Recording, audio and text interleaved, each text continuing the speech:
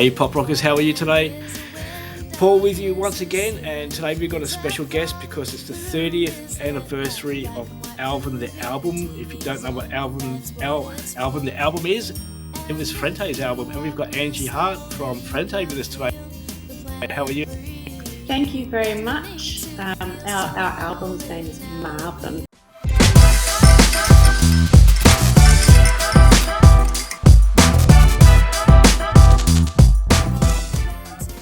The album. Marvin, where'd I get Alvin from? It's very similar. I've been all morning. I've been practicing Marvin. I've got it written down on my notes. Marvin the album. Marvin the album. and then I go and bugger it up, and it's Alvin album. So no, but it's Marvin the album. It's 30 years old. Congratulations on such an achievement, and it's been re-released on vinyl, I believe. Correct, it has. Yes, first release on vinyl, so we're pretty excited about that. Yep, that's wicked. It's great. I'm glad it's come out. So I'm going to have to go down to JB Hi-Fi and hunt it down and get a copy. Thank you. So, I've got a few questions for you. So from Frente, way back in the day, in the early, where are we, back in 89, Frente put together, 92, 92, Marvin was released in 92. Yeah, correct. What's your favourite song from the album? I think to date, it's probably still Ordinary Angels. It's a pretty special one. Yeah. Cool. So everyone obviously knows Ordinary Angels and Accidentally Kelly Street. Yeah. And it's still going pretty strong today. Accidentally Kelly Street's one of the happiest pop songs that you could ever imagine. It is. It's remained so. And I don't know if you're aware, an author recently, or illustrator, Brian E. Stewart, has released it as a children's book with the lyrics. It's a beautiful reinvention of the song. Yeah. Oh, wicked! That's awesome. Yeah, we'll have to get some links to copies to it so we can get it on the website and get people purchasing it. Yeah, I do. That'd be a a great collector's item for anyone. Doesn't have to be a child. You can be any Frente fan would love that, I reckon. So I want to ask you. You went Ordinary Angels, Accidentally Kelly Street, happy boppy songs, and then there was that dark turn. Well, it's not really a dark turn, but you went and did a cover of New Order's Bizzarre Love Triangle. What brought that about? Because it was like flipping the coin from one side to the other. I think, we're a pretty eclectic band, and so we have many different facets to what we do. So I guess it was just another side of us, which after, a lot of the mainstream radio songs that people would know us for are more upbeat, but on the whole, the album has a lot of light and shade to it. And New Order is a very big band for us. Yeah. So, we were just looking towards recording some B-sides for when we released singles, and that was a B-side, which kind of became an A-side. Yeah, no, it did really well. I totally, I love the song. I keep listening to it now. So 30 years, what's been happening in over the last 30 years? Because you guys 30 years, No. Because it doesn't feel that long. 30 years to me doesn't feel that long, because I was DJing these songs and playing them in clubs and things. No way, yeah, right. And now I'm talking to you, so it's but it doesn't seem like 30 years. It's it was just last week. Yeah. Well, we've done many things since then. So we've had a hiatus as a band in between many times, and thought that we might not come back again, and we have multiple times released a few EPs in the meantime, and we celebrated our 21st anniversary and did an Australian tour around that time. And myself, I've been working on quite a few projects. So I've been busy with music ever since the start of Frente, playing a band called Holidays on Ice with Dean Manning from Leonardo's Bride, and a band called 4 Hours Sleep, which is Bill McDonald's project. He's the bass player from Frente. And then I have my solo career, which I just recorded my third solo album, which hopefully will be out next year. Oh yeah, tell us more about that. Yeah, well, I've recorded it with Anna Laverty. She's producing it, and I'm still in the process of mixing it. So I'm hoping that it'll be completed by the end of the year, and I'll be able to give you a date then. Oh, that'd be great. That'd be awesome, because I did have it written down that you had singles and you've had 2 albums. So this is obviously album number 3, because it's from 95 to 2018. 2018, was that the last album you did? Oh, 2009 was my last solo album, Oh, so yeah. quite a while ago. Yeah, I'm trying to think of what the last thing was that I released. Because you have been, like when you Yeah, do a we bit of did research, you the have been the busy. Frente re-release. We did that. Yeah. No, there's been just lots of little projects in between, so nothing Yep. big. Yeah. Do you still get out doing shows? Yeah, I've been playing live pretty consistently, except for that pesky pandemic. That's kind of held me back a little bit. But Oh, yeah. otherwise, How did you go being in lockdown? Was it much of a, was it a constraint for you? Being a creative person, because we talk to a lot of creative people, they say that there's two sides. Some people really excelled in lockdown and isolation. Other people just couldn't handle it. But how did you guys go? well, I'm in Victoria, so if you've spoken to many artists in Victoria, you know we had the massive lockdown, and I'm a parent, so I would say 50-50. I homeschooled through the whole thing, which was abysmal. And I also managed, I did shift work with my husband, and so we homeschooled on and off together, and that's when I really was able to complete the writing of my album. So I managed both, So on your website now, when you've got singer, songwriter, writer, artist, you can put teacher in there as well. Cranky teacher. That'd be all of us as parents would be cranky teachers. I'm lucky my kids have grown up and they didn't have to be homeschooled, but we've spoken to a few people from Victoria, and that lockdown would have been so hard. I'm glad it wasn't me doing it. Yeah, it's pretty interesting. Yeah. So you also spent some time in America? Yes, I did. Yes, I lived there for nearly 9 years. And that was it's a good 15 or more years ago now, and I had a project there with my ex-husband called Splendid. We have one album and an EP and an unreleased album, so I don't know if we'll ever put that out or not. Now the question why I asked about America is because Victoria has a good culture for the arts and music and things. How different would it have been in America, living in America and performing in America compares to Melbourne? Is there much of a comparison? Well, to current day, I don't know because I haven't played there for a number of years now.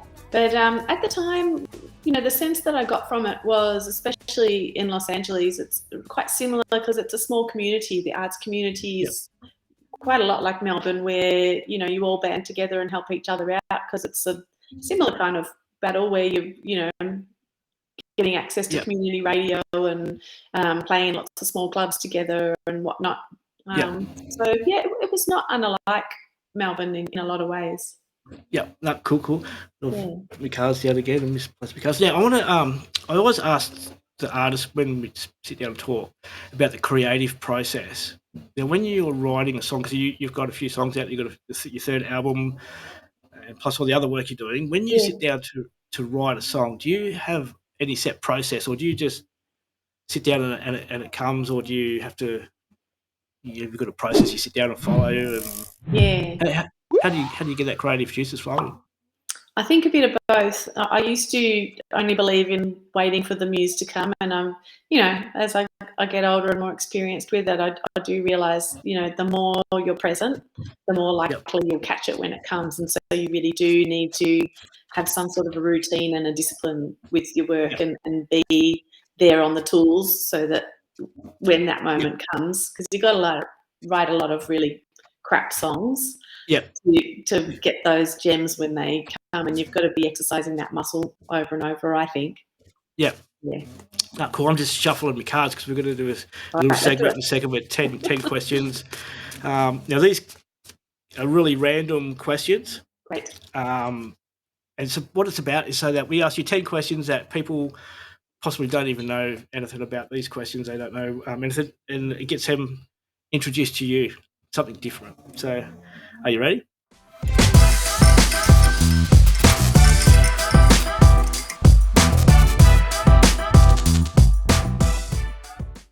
I'm ready. All right. Question 1. What is your favourite cartoon character? Ooh, already really tough. I've kind of gone back, all the way back to Betty Boop when everyone walked around in that weird rubber way. Otherwise, I'm guessing Ren from Ren and Stimpy. Either of those would be good. Adventure Time or something like that. Red and Snippy, yeah. Anyway, your biggest fan, was it mum or dad? Equal measures, yeah. So Yep. my mum's still definitely my biggest supporter. Okay, cool. That's good. Before you pass away, heaven forbid, touch wood you don't, for a long time. Name a place. Eventually. Name a place you want to visit. Ooh, place I want to visit. I did go and see Frida Kahlo's art studio in Mexico, and I think I would like to go back there now that I'm older and have my own, proper practice and kind of go there and have that feeling again. Cool. Name a song that always makes you sing along. Borderline by Madonna.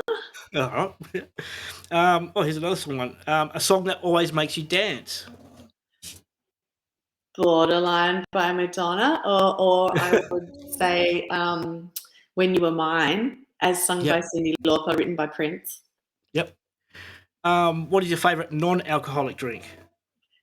I was just thinking about, it's the season now to get into some pomegranate juice. Yep. I think I would like some. Cool.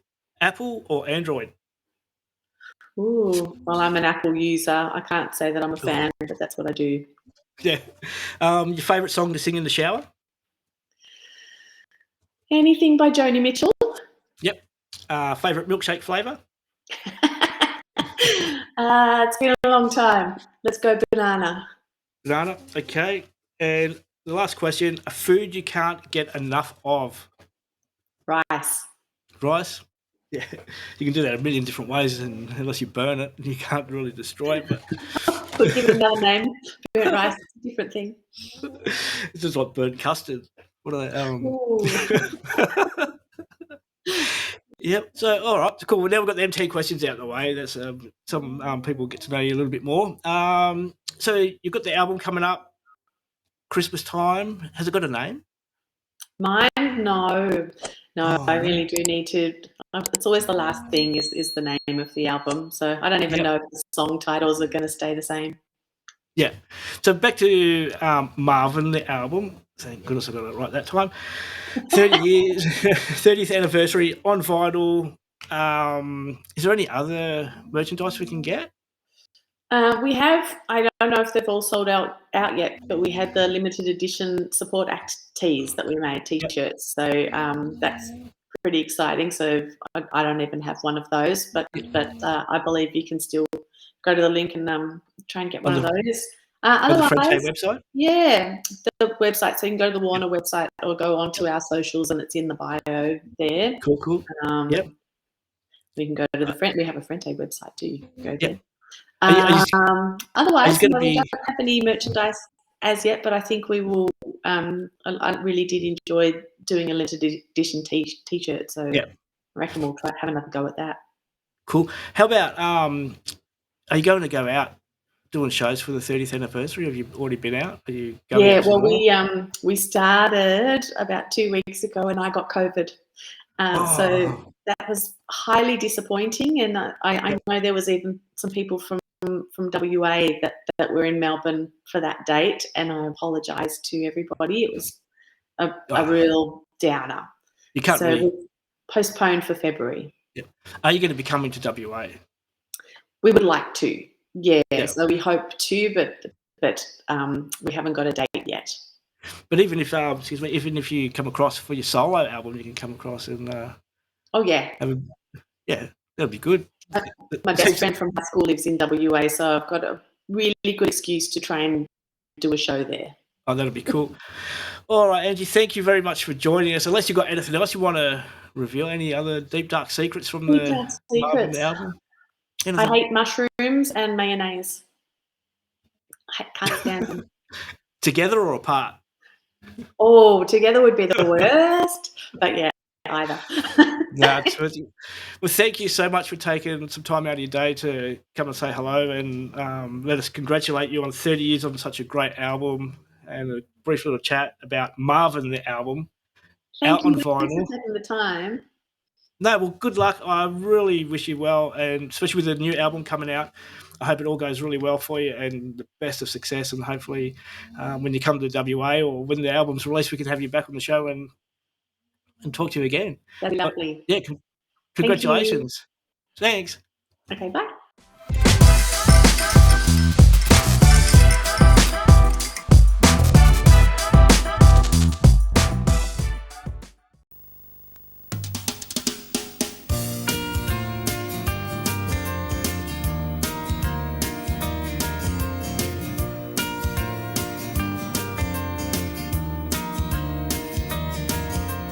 Here's a door and here's a window, here's a ceiling, here's a